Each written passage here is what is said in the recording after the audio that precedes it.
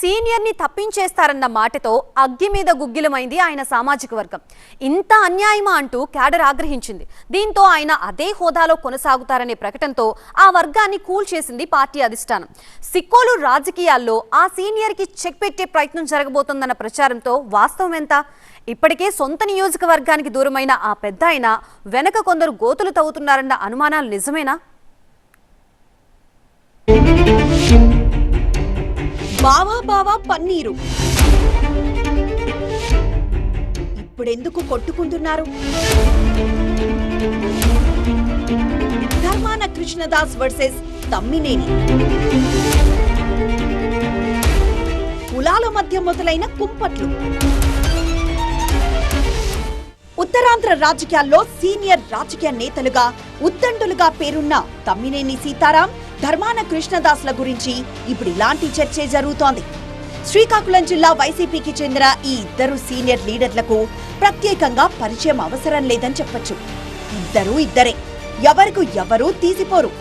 అలాంటి నాయకుల మధ్య ఇప్పుడేదో జరుగుతోందనే గుసగుస పార్టీ వర్గాలను కలవరపెడుతోంది. తమ్మినేని సీతారాం గతంలో మంత్రిగా, స్పీకర్గా పనిచేస్తే, ధర్మాన కృష్ణదాస్ గతంలో డిప్యూటీ సీఎంగా, రెవెన్యూ శాఖ మంత్రిగా పనిచేశారు. ప్రస్తుతం తమ్మినేని శ్రీకాకుళం పార్లమెంట్ వైసీపీ ఇన్ఛార్జిగా ఉంటే, ధర్మాన కృష్ణదాస్ జిల్లా వైసీపీ అధ్యక్షుడిగా కొనసాగుతున్నారు. దీంతో ఇద్దరి మధ్య చిన్నగా ఆధిపత్య పోరు షురూ అయినట్లు కనిపిస్తోందట. తమ్మినేని సీతారాం ధర్మాన కృష్ణదాస్ కంటే రాజకీయంగా సీనియర్. కానీ వైసీపీలో మాత్రం కృష్ణదాసే సీనియర్. జగన్మోహన్ రెడ్డి పార్టీ పెట్టిన వెంటనే తన సోదరుడు ధర్మాన ప్రసాదరావు నాడు కిరణ్ కుమార్ రెడ్డి కేబినెట్ లో మంత్రిగా ఉన్నప్పటికీ కండువా కప్పేసుకొని తన విధేయతను చాటుకున్నారు. అందుకే వైసీపీ ప్రభుత్వం వచ్చాక కృష్ణదాస్ కు తగిన గుర్తింపిచ్చారు జగన్. డిప్యూటీ సీఎంగా కీలక శాఖలను కట్టబెట్టారు. ఇప్పుడు ప్రభుత్వం పోయాక కూడా పార్టీ పరంగా ప్రాధాన్యత ఇస్తూనే ఉన్నారు. పైగా కృష్ణదాస్ కి ముక్కుసూటి మనిషిగా, మృదు స్వభావిగా జిల్లాలో మంచి గుర్తింపే ఉంది. తమ్మినేని సీతారాంతోనూ ఆయనకు సత్సంబంధాలే ఉండేవి. ఇరువురు ఒకరినొకరు ఏం బావా అంటే ఏం బావా అని పిలుచుకునేంత క్లోజ్ గా ఉండేవారు. ఇప్పటికీ ఎదురు పడితే పైకి పలకరించుకుంటున్నా అంతర్లీనంగా ఏదో గ్యాప్ వచ్చేసినట్లు టాక్ నడుస్తోంది. ఇటీవలే పార్టీ అధినేత జగన్మోహన్ రెడ్డి జన్మదిన వేడుకలే రచ్చకు ఆజ్యం పోశాయట. టెక్కలిలో నిర్వహించిన ప్రత్యేక కార్యక్రమంలో తమ్మినేని సీతారాంనుద్దేశించి పెద్ద పొలిటికల్ బాంబు పేల్చారు కృష్ణదాస్. శ్రీకాకుళం పార్లమెంట్ వైసీపీ ఇన్ఛార్జిగా ఉన్న తమ్మినేనిని తొలగించి యువకులకు లేదా అనుభవం ఉన్న వారికి ఆ ఛాన్స్ ఇవ్వాలని అధినేత జగన్ ఆలోచిస్తున్నట్లు బహిరంగంగానే చెప్పేశారు. కృష్ణదాస్ చేసిన ఈ వ్యాఖ్యలు జిల్లా వైసీపీలోనే కాదు, స్థానిక రాజకీయ వర్గాల్లోనూ పెను దుమారం రేపాయి. కృష్ణదాస్ వ్యాఖ్యలపై తమ్మినేని సీతారాం నేరుగా స్పందించకపోయినప్పటికీ కాళింగ సామాజిక వర్గం నేతలు మాత్రం భగ్గుమంటున్నారు. అదే సామాజిక వర్గానికి చెందిన ఎమ్మెల్సీ దువ్వాడ శ్రీనివాస్ కృష్ణదాస్ పై తీవ్ర స్థాయిలో విరుచుకుపడ్డారు. సీనియర్ నాయకుడైన తమ్మినేని సీతారాం పదవి గురించి మాట్లాడేందుకు కృష్ణదాస్ ఎవరని ప్రశ్నించారు. నిజంగా అలాంటి నిర్ణయమే ఉంటే అధినేత స్వయంగా ప్రకటిస్తారు కదా అని ఆగ్రహం వ్యక్తం చేశారు. ఇప్పటికే పార్టీలకు అతీతంగా కాళింగ సామాజిక వర్గంపై రాజకీయంగా కుట్రలు జరుగుతున్నాయనే ఆరోపణలు గుప్పుమంటున్నాయి. ఈ పరిస్థితుల్లో తమ్మినేని లాంటి సీనియర్ పై కృష్ణదాస్ చేసిన వ్యాఖ్యలు మరింత రచ్చరేపుతున్నాయి. తమ్మినేనిని కీలక బాధ్యతల నుంచి తప్పించడం ద్వారా పరోక్షంగా జిల్లాలో కాళింగ వర్గాన్ని తొక్కేసే ప్రయత్నంలో కృష్ణదాస్ ఉన్నారనే గుసగుసలు సొంత పార్టీలోనే ఎక్కువయ్యాయి. అయితే దీనిపై తమ్మినేని నేరుగా స్పందించకపోయినా ఆ వర్గం నుంచి విమర్శలు రావడంతో క్లారిటీ ఇచ్చే ప్రయత్నం చేశారు.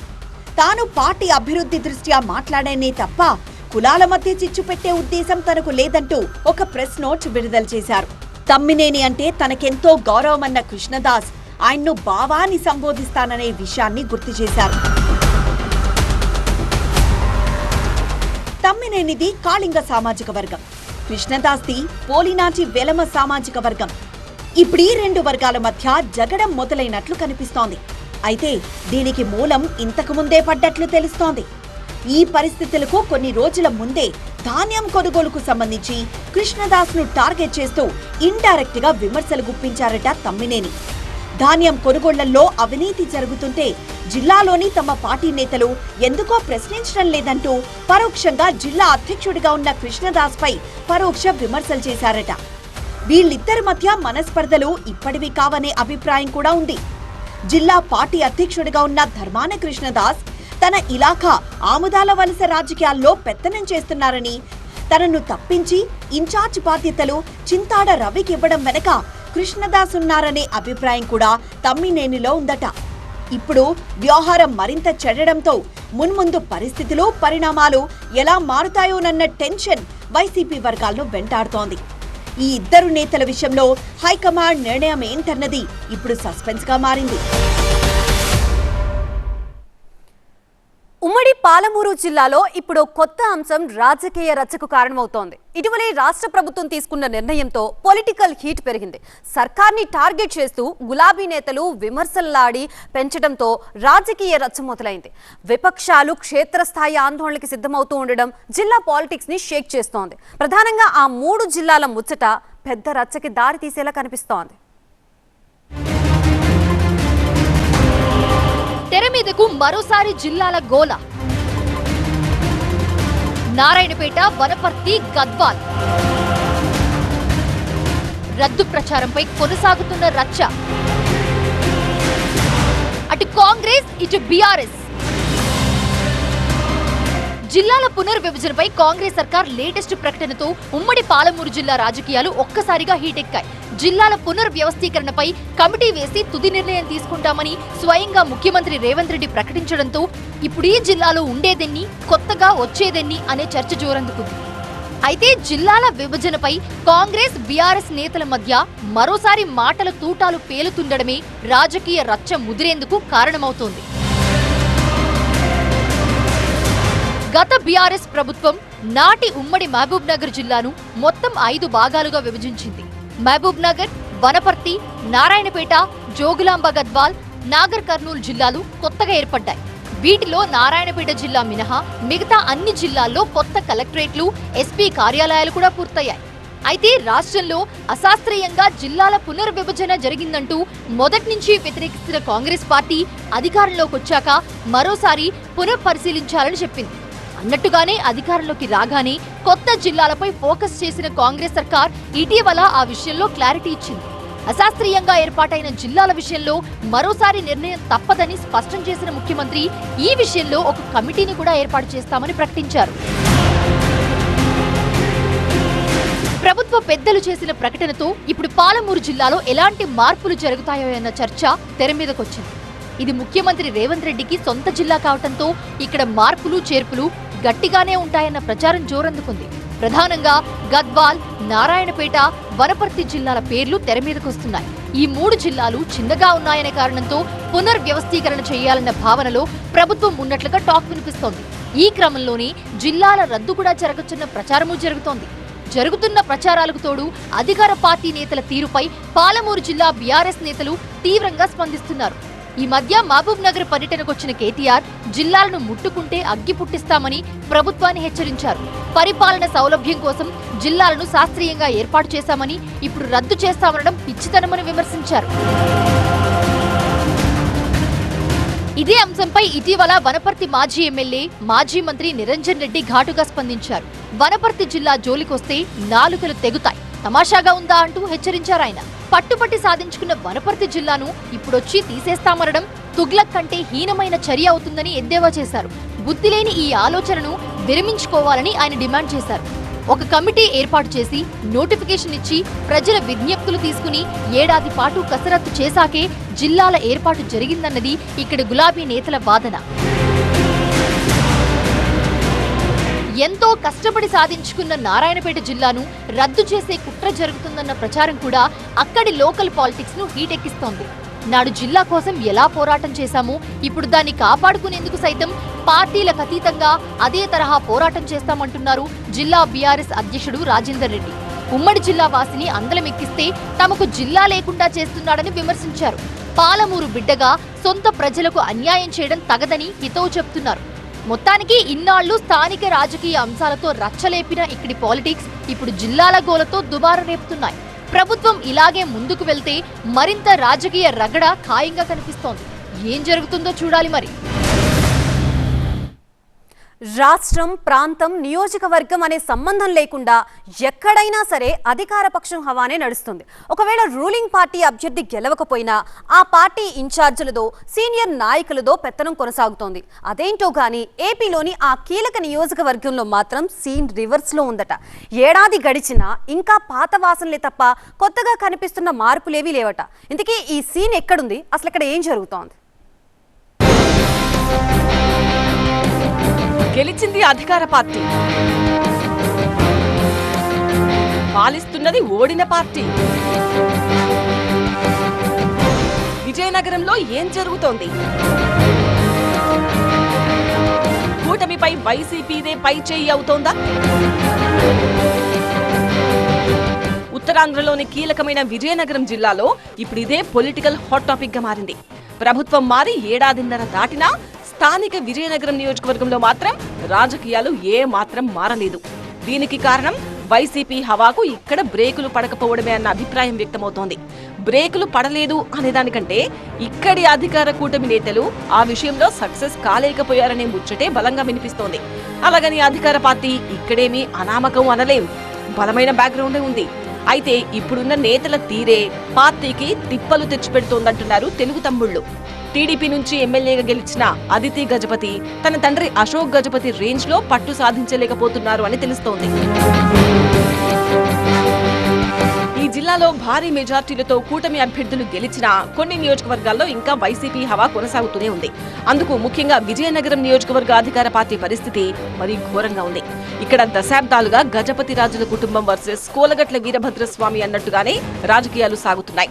ఈ నియోజకవర్గం నుంచి 7 సార్లు ఎమ్మెల్యేగా ఎన్నికైన అశోక్ గజపతిరాజు రాజకీయంగా ఒక బలమైన రాజముద్ర వేశారు.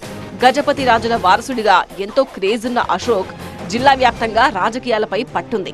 సొంత నియోజకవర్గంలో అయితే ఆయన హవా గురించి చెప్పక్కర్లేదు. కొన్నేళ్లుగా ఆయన సొంత బంగ్లానే టీడీపీ జిల్లా ఆఫీస్ గా మారిపోయింది. అయితే గత ఎన్నికల్లో అనారోగ్య కారణాలతో ప్రత్యక్ష ఎన్నికలకు దూరం జరిగిన అశోక్ కుమార్తె అదితి గజపతిరాజును బరిలో నిలిపి గెలిపించుకున్నారు. ఆయనేమో గోవా గవర్నర్ గా కీలక బాధ్యతలు చేపట్టి లోకల్ పాలిటిక్స్ కు పూర్తిగా దూరమయ్యారు. ఓవైపు 62,000 భారీ మెజార్టీతో గెలిచిన కూటమి ఎమ్మెల్యేగా అదితి గజపతిరాజు, మరోవైపు రాష్ట్ర స్థాయిలో 164 సీట్లతో బలంగా ఉన్న అధికార కూటమి. వెరసి ఇక టీడీపీ హవాకు ఎదురే లేదని అంతా అనుకున్నారు. కానీ సీన్ కట్ చేస్తే అది కాస్త ఇప్పుడు రివర్స్ అయింది. విజయనగరంలో ఇప్పటికీ అధికార కూటమికి పూర్తి స్థాయి పట్టు దక్కలేదంటేనే పరిస్థితి అర్థం చేసుకోవచ్చు. దీనికి కారణం లోకల్ మున్సిపల్ కార్పొరేషన్ ఇప్పటికీ వైసీపీ చేతిలో ఉండడమే.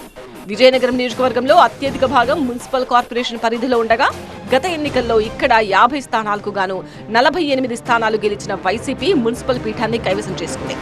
ఆ ఎన్నికల్లో కేవలం ఒకే ఒక్క స్థానానికి పరిమితమైన టీడీపీ అధికారంలోకి వచ్చాక కూడా బలం పుంజుకోలేదు. ఆ దిశగా ప్రయత్నాలు జరగలేదు. రాష్ట్రమంతా దాదాపు అన్ని మున్సిపాలిటీల్లో అధికార బదలాయింపు జరిగినా విజయనగరానికి గుండెకాయగా చెప్పుకునే ఈ కార్పొరేషన్ మాత్రం ఇంకా వైసీపీ చేతుల్లోనే ఉంది. దీంతో అధికార పార్టీలో ఉన్నప్పటికీ టీడీపీ నేతలు ఎలాంటి పనులు చేసుకోలేని పరిస్థితిలో పడ్డారు. కార్పొరేషన్లో ఏ పని కావాలన్నా తీర్మానం ఉండాల్సిందే కాబట్టి పరోక్షంగా అది వైసీపీ చేతుల్లో ఉండిపోయింది. అంతా వైసీపీ సభ్యులే కాబట్టి వారు తీసుకునే నిర్ణయాలు, తీర్మానాలు మాత్రమే అమలయ్యే అవకాశం ఉంది. దీంతో టీడీపీ నేతలు హెచ్చరించినా, ఒత్తిడి చేసినా అధికారులు సైతం ముందుకు వెళ్లలేని పరిస్థితి ఏర్పడింది. కాంట్రాక్ట్ వర్క్స్ కానీ మున్సిపాలిటీకి సంబంధించిన ఇతర ఏ పనులైనా వైసీపీ కనుసన్నల్లో నడవాల్సిందే అన్నట్టు మారింది. ఇక్కడ ఎమ్మెల్యే టీడీపీ వారా లేక వైసీపీ వారా అనే అనుమానం కలుగుతోందట తెలుగు తమ్ముళ్లకు. మండల పరిధిలో ఉన్న గ్రామ సర్పంచ్లు, ఎంపీటీసీలు కూడా వైసీపీ నేతలే కావడంతో అక్కడ వారిదే హవా నడుస్తోందట. మండల జెడ్పీ సర్వసభ్య సమావేశాల్లోనూ వైసీపీ సభ్యుల తీర్మానాలు నెగ్గుతున్నాయట. దీంతో కీలక నిర్ణయాల్లో వైసీపీ చెప్పిందే అధికారులకు వేదంగా మారుతోందట. మాజీ ఎమ్మెల్యే అయినా ఇటు కార్పొరేషన్లో అటు గ్రామ, మండల స్థాయిల్లో వైసీపీ నేత కోలగట్ల ఏది చెప్తే అది జరగాల్సిందేనట. అధికారంలో ఉన్నప్పటికీ టీడీపీ నేతలు, కార్యకర్తల పనులు కూడా అంతంత మాత్రంగానే అవుతున్నాయనే అసంతృప్తి టీడీపీ వర్గాల్లో వ్యక్తమవుతోంది. అశోక్ గజపతి ప్రత్యక్ష రాజకీయాలకు దూరం కావడం, మాజీగా మారిన కోలగట్ల ఏమాత్రం పట్టు కోల్పోకపోవడం ఈ పరిస్థితికి కారణంగా తెలుస్తోంది. గెలిచిన చోట ఎమ్మెల్యేలు, ఓడిన చోట ఇన్ఛార్జీలు అధికార కూటమి తరపున హవా నడిపిస్తుంటే ఇక్కడ మాత్రం ఓడిన వైసీపీ అభ్యర్థే ఇప్పటికీ దూకుడుగా వ్యవహరిస్తుండడం సహజంగానే తెలుగు తమ్ముళ్లకు మింగుడు పడని అంశం. ఇప్పటికైనా టీడీపీ ఎమ్మెల్యే అదితితో పాటు టీడీపీ అధిష్టానం దృష్టి పెట్టకపోతే పరిస్థితి మరింత చేజారే ప్రమాదం లేకపోలేదని హెచ్చరిస్తున్నారు. టీపీసీసీ చీఫ్ సొంత అడ్డ, పైగా తలపండిన నాయకులున్న గడ్డ. అందుకే ఆ జిల్లాలో అధికార పార్టీ టికెట్లకి ఫుల్ డిమాండ్ నడుస్తోంది. పంచాయతీ ఎన్నికల్లో పార్టీ పర్ఫార్మెన్స్తో మున్సిపల్ ఎన్నికల్లో ఆశావాహుల సంఖ్య విపరీతంగా పెరిగిపోయింది. ఛాన్స్ ప్లీజ్ అంటూ ఒక్కో సీటుకి కనీసం 10 మంది పెద్ద నాయకులు చుట్టూ తిరుగుతున్నారు. దీంతో పార్టీ కార్యాలయాల్లో డే అండ్ నైట్ సందడే సందడి. ఇందూరు కాంగ్రెస్ లో స్థానిక సందడి. పూర్వ వైభవం వచ్చినట్టేనా? గ్రామ పోరులో గర్జన, పుర పోరులో జోష్ కొనసాగేనా? ఉమ్మడి నిజామాబాద్ జిల్లాలో మరోసారి పాత కాంగ్రెస్ కనిపిస్తోంది. 10 ఏళ్ల పాటు పార్టీకి దూరమైన క్యాడర్ అంతా కాంగ్రెస్ అధికారంలోకి రాగానే తిరిగి సొంత గూటికి చేరుకోవడంతో ఆనాటి ఆనందం మళ్లీ తొణికిసలాడుతోంది. అసెంబ్లీ, పార్లమెంట్ ఎన్నికల్లో అనుకున్న స్థాయిలో ఫలితాలు సాధించకపోయినా పార్టీ మంచి ప్రభావమే చూపగలిగింది. ఇటీవల జరిగిన పంచాయతీ ఎన్నికల్లోనూ జిల్లా వ్యాప్తంగా సత్తా చాటింది. దీంతో ఇప్పుడు మున్సిపాలిటీల్లోనూ తనదైన ముద్ర వేయాలని చూస్తోంది.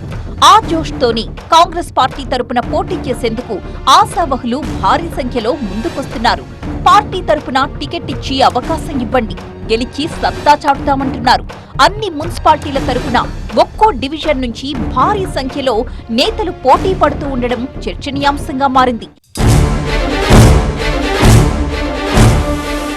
ఈ జిల్లా నుంచి కాంగ్రెస్ పార్టీకి కీలక నేతలే ఉన్నారు. టీపీసీసీ చీఫ్ మహేష్ కుమార్ గౌడ్, ప్రభుత్వ సలహాదారు సుదర్శన్ రెడ్డి, షబ్బీర్ అలీలతో పాటు 4 రాష్ట్ర కార్పొరేషన్ చైర్మన్లు ఇక్కడ నుండే ప్రాతినిధ్యం వహిస్తున్నారు. దీంతో ఆ పార్టీ టికెట్లకు సహజంగానే డిమాండ్ పెరిగిపోయింది. ఉమ్మడి జిల్లాలో నిజామాబాద్ మున్సిపల్ కార్పొరేషన్తో పాటు ఆర్మూర్, బోధన్, భీమ్గల్ మున్సిపాలిటీలు ఉన్నాయి. ఆయా పట్టణాల్లో ప్రతి చోట ఆశావహులు టికెట్ల కోసం ఎవరికి వారు ప్రయత్నాలు చేస్తుండటంతో స్థానిక పార్టీ ఆఫీసులు సందడిగా మారిపోయాయి. అందరికీ సీట్లు కావాలి, మరి అవకాశం ఎవరికి దక్కుతుంది అన్నదే ఆసక్తి రేపుతోంది. జిల్లాలోని ఈ 4 మున్సిపాలిటీల్లోనూ గత ఎన్నికల్లో బీఆర్ఎస్ విజయం సాధించింది. నిజామాబాద్ కార్పొరేషన్లోనూ గతంలో గులాబీ జెండానే రెపరెపలాడింది. అయితే అసెంబ్లీ ఎన్నికల తరువాత సీన్ పూర్తిగా రివర్స్ అయింది. ఆయా పురపాలిక వర్గాలు అధికార కాంగ్రెస్ పార్టీలో చేరిపోయాయి. ఇప్పుడు మళ్లీ మున్సిపల్ ఎన్నికలు ముంచుకొస్తుండటంతో సహజంగానే అధికార పార్టీగా కాంగ్రెస్ టికెట్లకు భారీగా డిమాండ్ ఏర్పడింది. నిజామాబాద్ కార్పొరేషన్ తో పాటు మిగిలిన 3 మున్సిపాలిటీల్లోనూ ఒక్కో డివిజన్ నుండి 10 మందికి పైగా ఆశావహులు అవకాశం కోసం డిమాండ్ చేస్తున్నారు. మరోవైపు పంచాయతీ ఎన్నికల్లో మెజారిటీ స్థానాలు దక్కినా ప్రత్యర్థులు బలమైన పోటీ ఇవ్వడంతో కాంగ్రెస్ హైకమాండ్ అలర్ట్ అయింది. గ్రామ పోరులో జరిగిన పొరపాట్లను ఎట్టి పరిస్థితుల్లోనూ మున్సిపల్ ఎన్నికల్లో రిపీట్ చేయొద్దు అనుకుంటున్న హస్తం పార్టీ ఈ ఎన్నికల్ని ప్రతిష్టాత్మకంగా తీసుకుని గెలుపు గుర్రాలకే టికెట్లివ్వాలనుకుంటోంది. ముఖ్యంగా టీపీసీసీ చీఫ్ మహేష్ కుమార్ గౌడ్ సొంత జిల్లా కావడంతో నిజామాబాద్ పైనే ఇప్పుడు అందరి దృష్టి కేంద్రీకృతమైంది. అందుకే ఆయన కూడా మున్సిపల్ ఎన్నికల విషయంలో అలక్ష్యానికి తావివ్వకుండా వ్యవహరిస్తున్నారు. మహేష్ కుమార్ గౌడ్ నేతృత్వంలోనే అభ్యర్థుల ఎంపిక జరగబోతున్నట్లుగా తెలుస్తోంది. ఇప్పటికీ ఈ విషయంలో పీసీసీ చీఫ్ భారీగానే కసరత్తు చేస్తున్నారట. గెలుపు గుర్రాల ఎంపికలో ఆచితూచి వ్యవహరిస్తున్నారట. ఇప్పటికే లోక్సభ నియోజకవర్గాల వారీగా పార్టీ ఇన్ఛార్జీలను నియమించడంతో ఆ దిశగాను ప్రక్రియ జోరందుకుంది. మొత్తంగా ఒకవైపు ఆశావహుల ప్రయత్నాలు, మరోవైపు పార్టీ ఇన్ఛార్జీల కసరత్తు సమాంతరంగా సాగుతున్న వేళ మున్ముందు ఏం జరుగుతుందన్నదే ఇప్పుడు సస్పెన్స్ గా మారింది. టికెట్ దక్కని వారు పార్టీ అభ్యర్థులకు సహకరిస్తారా లేదా అన్నది అనుమానమే. అసలే కయ్యాలకు కేర్ ఆఫ్ గా నిలిచే కాంగ్రెస్ లో ఆధిపత్య పోరు కూడా అదే స్థాయిలో ఉంటుంది.